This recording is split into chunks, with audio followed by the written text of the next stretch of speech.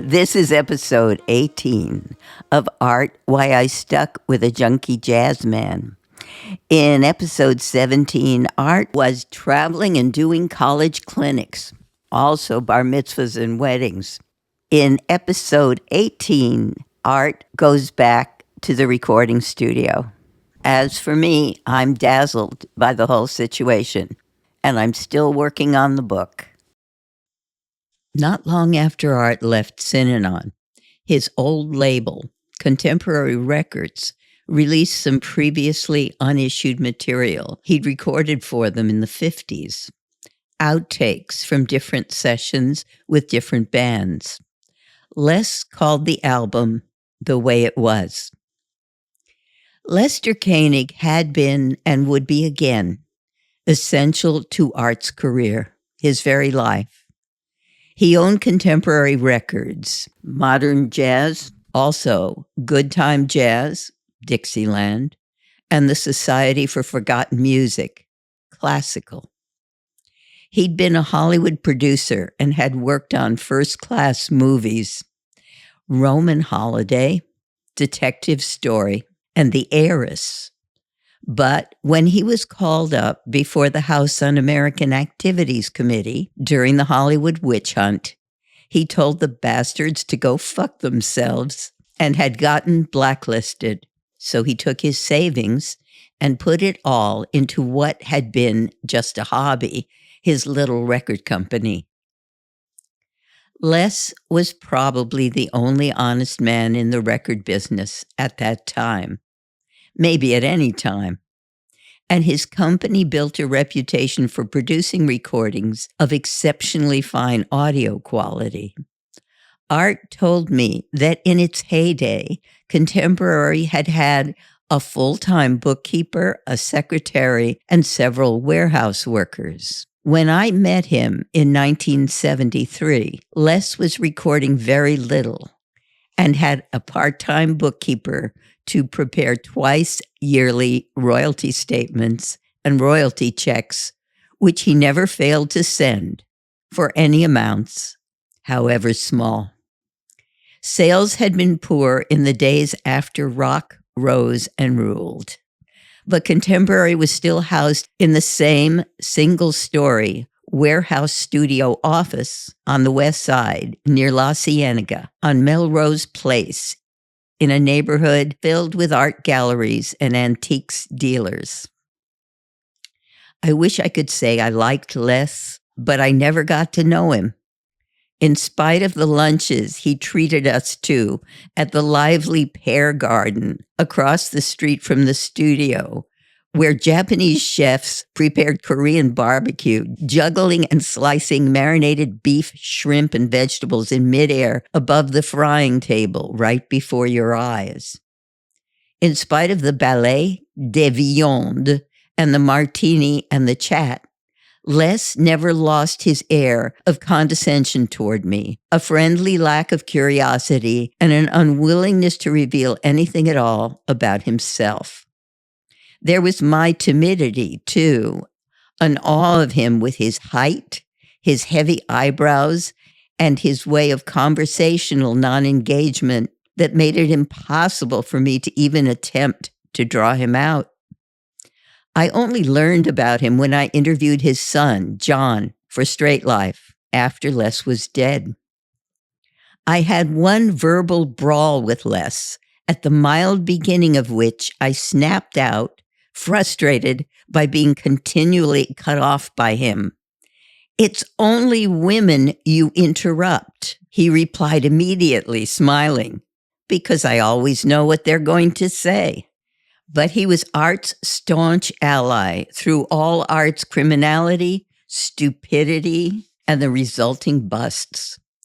He also championed Ornette Coleman, an experimental player. Les was the first one to record, and Les was there for Sonny Rollins in the early days.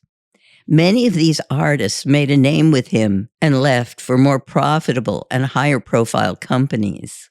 Les was guilty of a kind of snooty exclusivity. His attitude seemed to be, I'm here with this great product. Let people of taste and perspicacity come and find me. He never, as was standard practice, sent free records to DJs and reviewers. Even when they begged, his distribution wasn't good. Les reminded me of my violinist Uncle Sol in that he thought the best things were the ones that only he was smart enough to appreciate. This was not an attitude that sat well with musicians who wanted stardom, or at least to make a living. They required some promotion. So everybody left Les but Art and a couple others.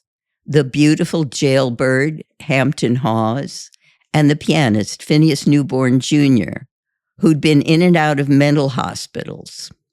Les coddled Art's career with carefully timed releases covering his years in prison, off the scene. He cared what happened to him, loved his music. Les was unusual in how he dealt with artists. His contracts were typical cold record business boilerplate, with occasions for horrible abuse by the company in every paragraph. Les didn't take advantage of them, and he did do things which were magnanimous, giving Art the lion's share of publishing royalties on his originals, and so on. I didn't know about any of this. At the time Art re-signed with Les, I had little interest in the music business and no idea of how involved I would become in it. I had no ambitions then that went beyond what we were doing for the next 3 months or so. Though it was exciting, a novelty to have The Way It Was come out, I just wanted to have enough money to play paddle tennis, live at the beach, and work on the book. We told Les about the book, and he said it was a great idea. He even tried to hook us up with a friend of his, an editor at a skin magazine, I think it was Penthouse, thinking they might be interested in excerpting some part of the work in progress. I thought what they might be interested in would be sex, so I got Art started talking about his sexual career. And because there was a possibility of publication, I began to edit that material, most of which wound up in the heroin chapter. When I showed Les what I considered a final draft of the material I intended for the magazine, he commented that it needed further editing. He said I had to be more brutal, cutting out redundancies. It was good that I was using Art's style of speech, and I ought to retain that. But at the same time, I had to change whatever was at all unclear using my own words. I made the changes he suggested and used his advice as a pattern for more sweeping alterations. When I gave him back the text to read, he said, "You're a good editor." Praise of any kind from Les was rare. I knew that. And as you see, I still remember what he said and the grudging tone in which he said it. The magazine offered us $200 or something like that. It didn't seem like enough. Art and I decided not to go for it, but editing had begun. And so had Art's career, once again. The next section is called 2 Albums.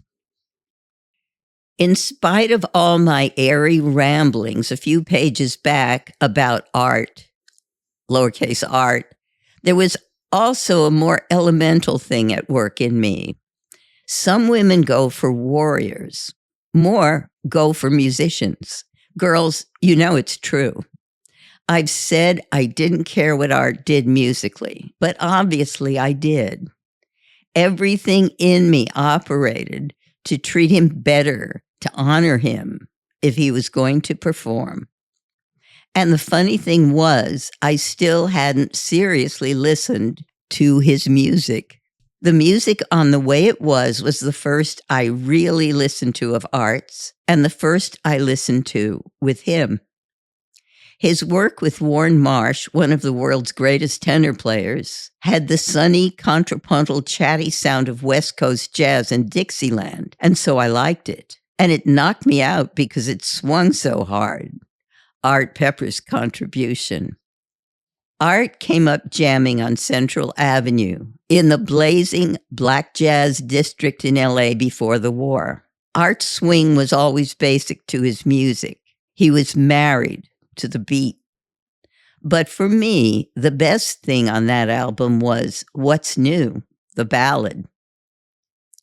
I once overheard Les, who never hyperbolized, tell someone that Art was the best ballad player in the world. For me, that's just a simple truth. In slow, sad songs, you heard Art's heartbeat and your own. He gave a voice to everybody's grief and longing. With that pretty sound he had, the most lyrical in jazz, he'd tell you all your troubles and make you see the beauty in your sorrow. He turned it into something that ennobled his emotion and gave sublimity to ours. The Way It Was used material from 4 different recording sessions, employing 3 different bands. And with each band, Art played a ballad. But jazz sidemen often balked at the tempo Art preferred when he played slowly. He'd always count it out in front. 1, 2, 3, 4. I've timed it. A 4-beat bar could take 8 seconds. But typically, after the first or second chorus, a normal band would take the music into double time. That was the standard practice. They played, quotes, a New York ballad. Musicians got jittery, I think, with all that time and space to fill. But Art, he had so much he had to say and a great deal to suggest in the silences that lingered in between those languid lines. In his earlier days, which is when that music was recorded, he often bowed to his often unfamiliar sidemen's pressures and rarely played a ballad pure. When he was comfortable with his own groups, as he mostly was in later years, he got from them the pace he wanted. One band on that album had been more sympathetic, with pianist Ronnie Ball, a Brit, and West Coast guys, Ben Tucker, bass, and Gary Fromer, drums. He played What's New, slowly, all the way through. And it's like listening to a tear fall, like the princess in a fairy tale. Art wept diamonds, pearls. About a year after the release of The Way It Was, Les was ready to record Art's next album, his first in 15 years. For a title, I jokingly suggested Forgotten But Not Gone. But Les went with Living Legend. Before Synanon, I'd attended some recording sessions for Fred Neil, a singer-songwriter of the 60s. They were laid-back, late-night social scenes, parties really, held in Wally Hyder's historic, modest studio in Hollywood. As Fred sang and played and was recorded in the candlelit and incense-clouded studio, his friends sat around him on the floor smoking joints and drinking wine. The band recorded all night long for several days, and we'd stagger out of there into the smoggy morning at 5 or 6 a.m. Art's session at Contemporary could not have been more different. It was done in just a single day, which began at 10 a.m. Les set up rugs, baffles, and microphones in the warehouse, as he always had. Les and the engineer and I sat quietly inside the narrow, glassed-in booth with its antiquated but exceptionally fine equipment. There were no casual drop-ins and no extra visitors. Neither coffee nor cigarettes were allowed in the recording area. The guys usually did a few takes of each tune, and the recording day ended around 6 p.m. For that session in 1975, Les chose sidemen he thought Art would be most happy with. So I met some of Art's oldest friends: Hampton Hawes, piano; Shelly Manne, drums; and the still blonde, still boyish Charlie Haden, bass. Charlie's wife had recently given birth to sickly triplets, and Charlie spent the whole session, when he wasn't playing or worrying about how he was being mic'd, complaining about the diarrhea and the vomiting, worrying that he might get sick too because he wasn't getting any sleep.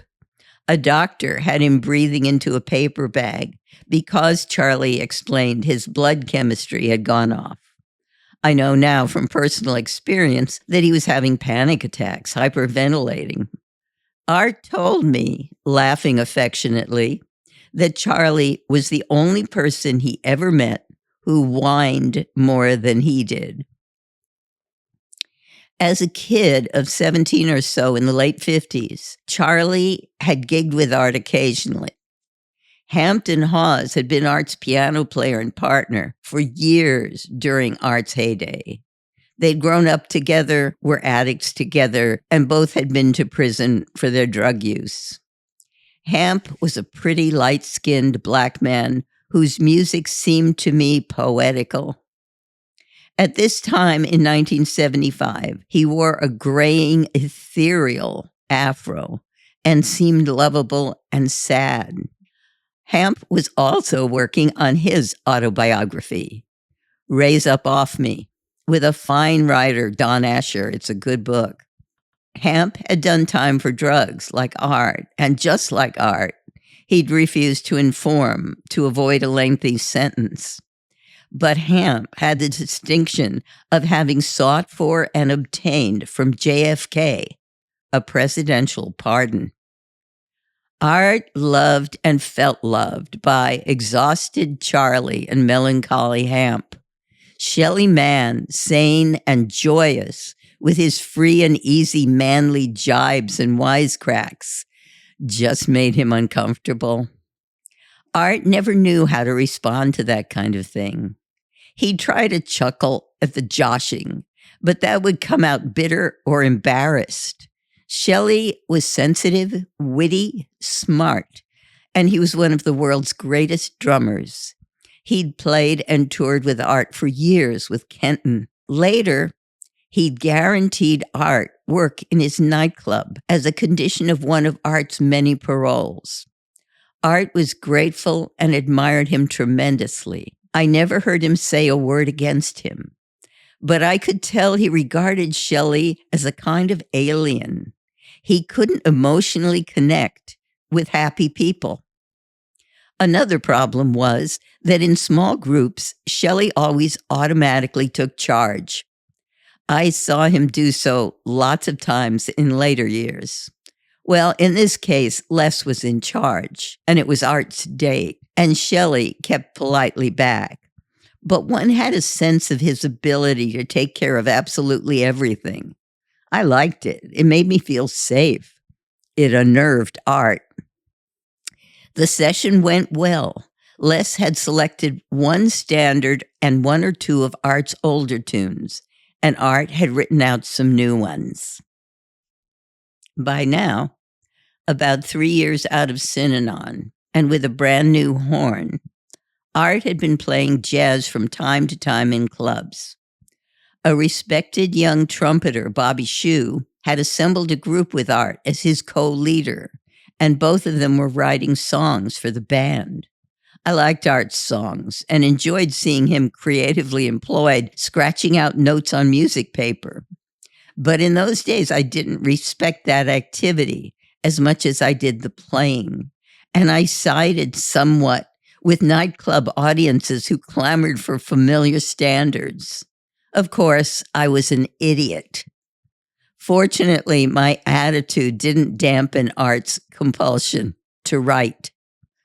The two new tunes on Living Legend were What Laurie Likes, a get-up and boogie jazz rock piece, which Laurie did like very much, and Samba Mom Mom, in spite of its title, not a samba, but, as Shelly pointed out, quote, a Latinish islandy, unquote, piece of rollicking whimsicality that likewise pulled you from your chair and made you jump and wiggle. The 2.5 years of playing tenor for dancing in Synanon, Watermelon Man and funky simple stuff like that, had pushed Art away from what I've always considered the bebop head trip and back to his rowdy, crowd-pleasing roots on Central Avenue, where music had to do with dancing, with the body's response to the beat of the blood. The two older originals were incredibly lovely. A very slow ballad, Lost Life, which he'd written in prison, a wistful dirge, and the multi-paced Ophelia, which Art said he wrote, quotes, for women back in the early 60s. It was inspired by his suicidal junkie second wife, Diane. At the time, even with my untrained ear, I knew that Ophelia was an exceptional piece of music, and I loved it.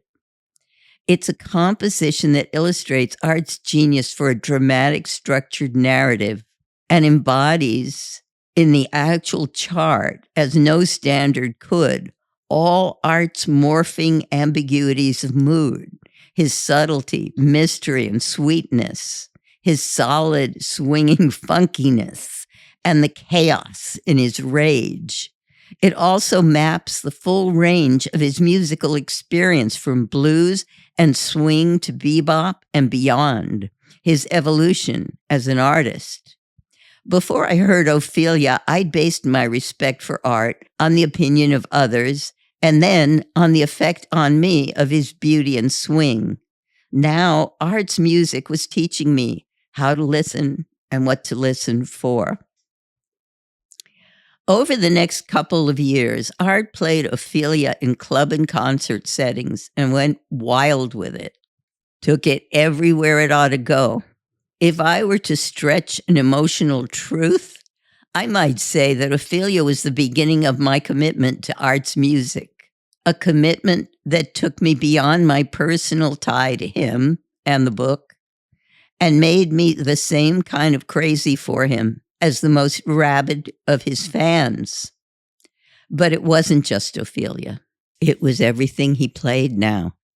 As the mature artist he had, in spite of everything he'd done and had done to him, become.